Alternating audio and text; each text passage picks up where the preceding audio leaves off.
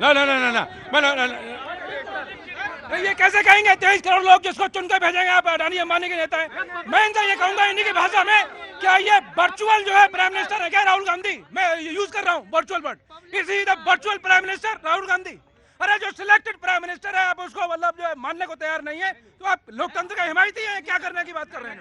बताइए आप।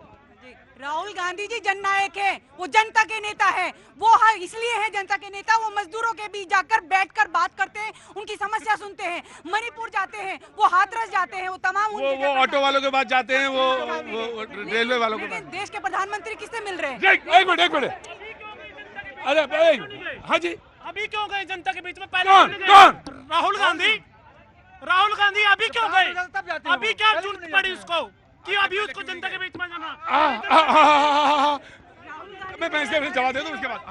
इन्होंने कहा कि चुनाव के बाद इटली चले गए, देश की जनता ने प्रधानमंत्री उनको बनाया, वो इटली गए, आपको 3 बार हराया, आप यहाँ बैठे हैं। दूसरी बात, एक मूवी आता था राजा बाबू, जिसमें गोविंदा थे, कभी बनते थे प्लम्बर, कभी डॉक्टर, कभी इंस्पेक्टर, तो कभी वकील। तो यहाँ भी एक राजा बाबू हैं जो कभी किसान बनते हैं, कभी कूली बनते हैं, पहिया लगा हुआ ट्रॉली माथा पे लेके चलते हैं। तो एक्टिंग करना है तो कर सकते हैं, विकास करने की जब बात आएगी तो भारतीय जनता पार्टी कर्तव्यबद्ध है, विकास करेगी। ठीक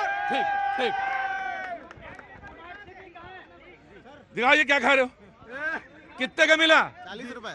40 रुपए? 40 रुपए का? दिखाओ जरा दूर से। 40 रुपए का भुट्टा मिला? अच्छा, ये कनॉट प्लेस का रेट है? बिल्कुल ठीक है। कहाँ से आना हुआ? मैं छत्तीसगढ़ से। एक मिनट भाई, सर मैं आ जाऊंगा, पूरी कर लूंगा बात आपकी। छत्तीसगढ़ से आए हैं, छत्तीसगढ़िया तो सबसे बढ़िया। 40 रुपए का भुट्टा खरीदा है इन्होंने जी। क्या काम करते हैं? बेरोजगार हूँ। 40 रुपए का भुट्टा? अच्छा, अगर कांग्रेस के हिसाब से सरकारी नौकरी रोजगार होता है ना, तो व्यापारी बेरोजगार कहलाते हैं, तो मैं भी बेरोजगार हूँ। अच्छा व्यापारी हैं आप? हाँ। नाराज व्यापारी भी हैं और नाराज भी हैं? नाराज नहीं हूँ मैं कांग्रेस से बस नाराज हूँ। जैसे दीदी कांग्रेस से नाराज? दीदी ने भी कहा, रुको एक मिनट, हालात डिस्टर्ब होता है। हाँ जी, दीदी ने कहा कि राजनीति नहीं करनी चाहिए दंगे पे।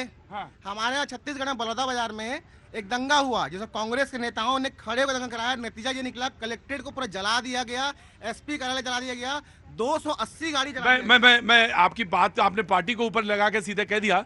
मैं जानता नहीं, फैक्ट्स एंड फिगर्स नहीं जानता, इसलिए मैं उस पर कमेंट नहीं करूंगा। लेकिन आपको, क्योंकि पब्लिक डिबेट है, पब्लिक डिबेट का कोई नियम है, कायदे कानून भी है कि आप एक तरफ से अगर सीधे किसी के बारे में बोल देंगे तो they have to be very cautious और वेरी क्लियर। जी, मैं आपसे कभी भी नहीं, मतलब ऐसे अभी जा रहा था, मैं यूपी का हूँ, जा कहाँ रहा का? यूपी। अच्छा, मैं समझा यूके कह रहे हैं आप। यूपी। अच्छा, मैं जा रहा था मार्केट करने, तो रुक गए होंगे। भीड़ लगे, क्या है ये तमाशा है, तमाशा मुझे लग ही रहा। ये रोज होता है। बाद में हंसी बाद में भी कर सकते हैं यार, ये टीवी चल रही, सारे लोग देख रहे हैं। हाँ, ये बात भी कर। हाँ सुनो, तो सीरियस आदमी है। ठीक, पहली बात तो मैं आपको बता दूं, मैं किसी पार्टी से कोई मतलब नहीं। वो तो मैं पहले सेंटेंस से समझ गया था कि बिल्कुल निरपेक्ष आदमी है ये। मुझे आप कोई 45 साल 60 साल के मतलब सीनियर सिटीजन को देख रहा हूँ बात करते, कोई नवयुवक लड़का नहीं बात कर रहा है यहाँ पे, ताकि समस्या उसकी है। आप अभी तत्काल बेस से हाथरस का मामला मैटर था, अब वो बाबा के प्रति मोदी जी ने मतलब उसके बारे में शोक समझ व्यक्त किए सांसद में। ठीक, राहुल ने क्या है? अखिलेश ने भी, हो जाने दो, अखिलेश ने भी, लेकिन कोई एक बात कोई सारे नेता ये नहीं बोल पा रहे हैं कि मेन पॉइंट साधु पर। अच्छा, सारे लोग उसको छुपा क्यों रहे हैं? ऐसी क्या मजबूरी है कि सब लोग प्रशासन के ऊपर जिम्मेदारी उठा रहे हैं? प्रशासन कहीं बहुत इंपॉर्टेंट चीज बोली है इन्होंने। नहीं सुनिए, एक पहलू है, ये पहलू है, इसको सुनने दीजिए। मैं भी थोड़ा देर वो घूमा, लेकिन इन्होंने पहलू सही रखा। मुझे बोलने का कोई शौक नहीं है कि मैं सब नहीं बजाया, कोई मुझे वो मौसी और अमिताभ बच्चन का डायलॉग याद आ गया, मुझे बोलने का शौक नहीं। बोल रहा था, कुछ मुझसे कोई लेना देना नहीं। मतलब सारे नेता ये बताइए कि आखिर, मैं आपकी बात को रख लो कि इतना टाइम खेलोगे तो टेलीविजन में चला जाऊंगा मैं कहना मैं समझ रहा हूं कि सवाल इनका ये महत्वपूर्ण था कि हाथरस में आखिर बाबा पे क्यों नहीं बात हुई, बाबा पे क्यों नहीं सवाल पूछा गया, बाबा को आखिर सामने क्यों नहीं लाया गया, ये सवाल इनका था। जी ठीक है जोशी जी का बात ही मैं आता हूँ जी। देखिए, सरकार भी वहाँ पर बाबा की है, एडमिनिस्ट्रेशन भी बाबा का है, एलआईयू जिसका फेलियर है वो भी बाबा का है। क्या समाजवाद, मैं किस बाबा की बात कर रहे हैं आप? बाबा योगी जी की सरकार किसकी? अरे वो उनकी बाबा की बात नहीं कर रहे हैं, उसी बात को मैं कह रहा हाथरस में जो हूँ। वहाँ पर सरकार किसकी है उत्तर प्रदेश में? आप बताइए ना। सरकार है योगी जी की, एडमिनिस्ट्रेशन है उनका, एलआईयू है उनकी। ये सरकार का फेलियर है, इंटेलिजेंस का फेलियर है, उनके एलआईयू का फेलियर है। एक मिनट रुके, इंटरप्ट मत करिए, मैंने आपको इंटरप्ट नहीं करा। मैं आपसे पूछना चाहता हूँ, क्या अखिलेश यादव जी ने उनके हाथ को रोका है? क्यों नहीं गिरफ्तार करते? वो निश्चित तौर पे वो लोग अपनी जिम्मेदारी से बच रहे हैं, और बाबाओं को किसका संरक्षण है ये देश जानता है। ठीक now you complete yourself, very जल्दी कंप्लीट करो। जैसे अभी आपने सर ने लास्ट में जो सेंटेंस रखा, इससे मैं संतुष्ट हूँ कि किसका संरक्षण है तो किसी का। आप भी जानते हैं, ये भी जानते हैं। ये मोदी जी के नाम पर हा करने लगते हो, राहुल के नाम पर हा करने, ये गलत मैटर है। किसी के नाम पर किसी भी पढ़े लिखे सदस्य के बीच में हम गलत नहीं बोल सकते। अब कोई लोग उसको बढ़ा चढ़ा कर गलत बताते हैं। मेरा कहने का मतलब है कि आप प्रधानमंत्री हो, आप अच्छे और गलत के लिए, वो चाहे पोजीशन वाला हो चाहे आपकी तरफ वाला हो। सवाल ये है कि दूध का दूध पानी का पानी होना चाहिए। जी राइट सर, इसी विषय पे आते हैं। यूपी पुलिस बाबा का नाम नहीं लेती। अरे भाई, बहस शुरू हुई थी मणिपुर से, कहाँ बाबा पे आ गए? तो मणिपुर में राहुल गांधी। गजब है आप भी भाई, आपको जब चाहे तब चाहे जैसा चाहे मोड़ सकता हूँ मैं। गजब है जी। 3 बार राहुल जी गए, आप सकारात्मक राजनीति कर रहे हैं। एक सजेशन आपने दिया सरकार को कि हाँ, सरकार यहाँ पे गलती कर रही है और ये काम करना चाहिए। मैं यही चाह रहा था, बहस यहाँ पे, एक्चुअल में बहस यहाँ होनी चाहिए थी। बहस यहाँ होनी चाहिए थी। देखिए, मैं बड़े आराम से बहस यहाँ, एक्चुअली में बहस यहाँ नहीं होनी चाहिए थी। अगर कोई विजिट कर रहा है, अगर कोई गया है, तो सजेशन लेके क्या आया, ये इस पर बात होनी चाहिए थी। वैलिड पॉइंट है जी। 6,500 न्यूक्लियर हेड्स रशिया के पास है। अगर भारत वहां से डिफेंस टाई करता है, हमारी सुरक्षा के लिए जरूरी है। इस समय जो जियोपॉलिटिकल दुनिया के हालात बने हुए हैं, अगर भारत के ऊपर अटैक होता है और अगर हमारे पास वो हथियार हैं जो रशिया के पास हैं, तो हमें सुरक्षा के लिए वो जरूरी है। सिविल न्यूक्लियर के लिए एग्रीमेंट होने वाला है कि न्यूक्लियर एनर्जी को आप बिजली में किस तरीके से इस्तेमाल कर सकते हैं। ये जो एक्सपोर्ट इंपोर्ट का इम्बैलेंस है, ये भी मोदी जी बात करने वाले हैं। तो जो शिकायतें हैं, उन शिकायतों को ही दूर। एक बात और बहुत इंपॉर्टेंट है, यूक्रेन और रशिया में जो युद्ध हुआ उसमें कुछ लोग गए, यहां से लड़के गए जी, 50 बच्चे हैं। हाँ, उनको एजेंट्स लेके यहां से गए हैं, पैसे का लालच देके गए हैं। अब मोदी जी हर घर में जाके, या कोई भी नेता हर घर में जाके कौन किस एजेंट से डील कर रहा है, ये तो नहीं हो सकता है। जब वो वहां पहुंच जाता है तब पता लगता है किस लिए गया, और जब वहां मर जाता है। वो फ्रंट लाइन के लिए नहीं गए थे, उनको वहां पे फ्रंट लाइन, उनको बहका के लड़ाई में डाल दिया गया। मुझे लग रहा है लोगों को स्वयं जागरूक होना चाहिए कि पैसे के लालच में, विदेशी धरती के लालच में इस तरीके से नहीं जाना चाहिए। देखिए, इसी देश के अंदर गृह मंत्रालय क्या कर रहा है? सो रहा है क्या? कभी सीमा अंदर आ जाती है, कभी कुछ हो जाता है, लेकिन ये खामोश बैठे रहते हैं। क्यों बैठे रहते हैं? इंतजार करते हैं। सीमा अंदर आ जाती मतलब सीमा हैदर जो इस तरीके से, सीमा हैदर, तो ये फिर मीडिया। अरे रुको यार, हम नहीं जानते जब सीमा हैदर को, तो क्या है उसमें? कौन से हिंदुस्तान क्या सीमा हैदर के बारे में? हमें इस देश के संविधान का प्रियम्बल मालूम है, सीमा हैदर के बारे में जरूर नहीं जानते भाई साहब। हम प्रियम्बल तो मालूम है ना। रुकिए,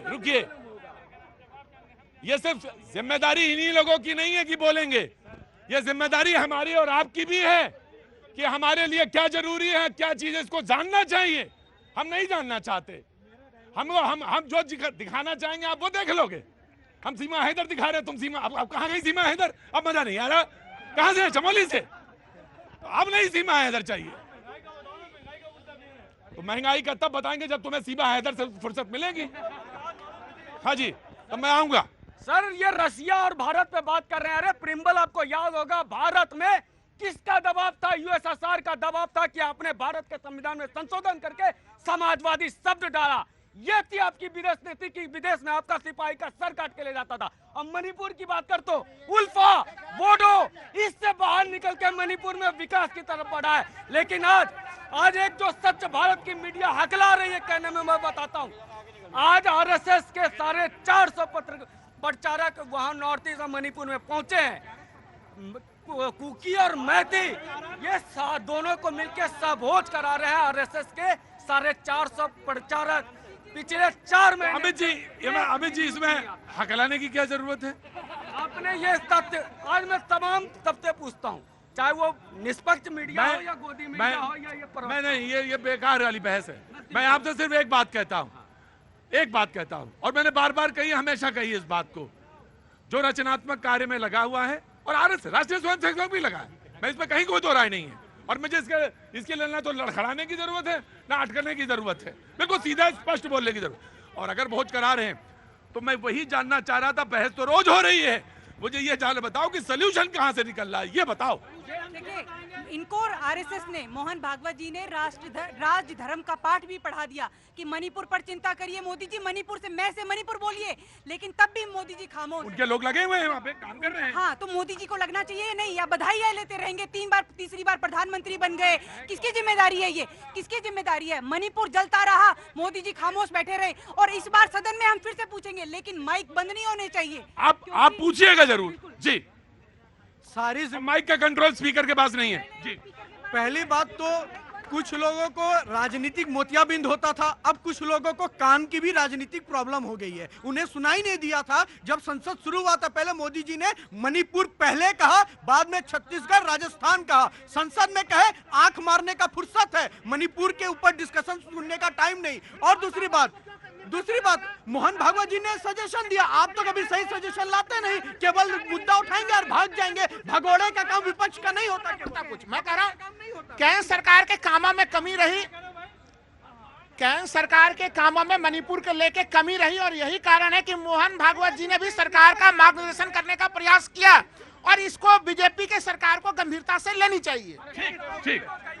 एक बिल्कुल न्यूट्रल जवाब इस पे दे रहा हूं, अगर कहीं गलती होता है, मैं बहुत जिम्मेदारी के साथ बिना परिणाम सोचे संस्कार जो पार्टी ने दिया है कहता हूं, अगर हमारे सरकार में कुछ गड़बड़ी होती है, मोदी जी जिम्मेदारी लेते हैं, लेकिन आप नहीं, प्लीज कंप्लीट करने दीजिए, बहुत इंपॉर्टेंट बात कहने जा रहा हूं। लेकिन अगर मणिपुर में गलतियां हुई हैं तो मोदी जी ने कहा हम सुधारेंगे, लेकिन आज विपक्ष ने भी ये स्टैंड लेना होगा कि बंगाल में भी हमारे साथ खड़े होंगे, और तभी इस देश का समाधान निकलेगा जब हर स्टेट में सबको मिलकर निकलेगा। और इसको तो मैं कहता हूं, थोड़ा पीछे से कहना चाह रहा था कि जो 15 साल और 20 साल में जो 10 बार कर्फ्यू लगना पड़ा और 10 बार जो राष्ट्रपति शासन लगा, उसका भी मूल्यांकन होना चाहिए। और जड़ें बहुत दूर तक हैं, जब तक सॉल्यूशन नहीं दिखाएंगे वो निकलेगा नहीं।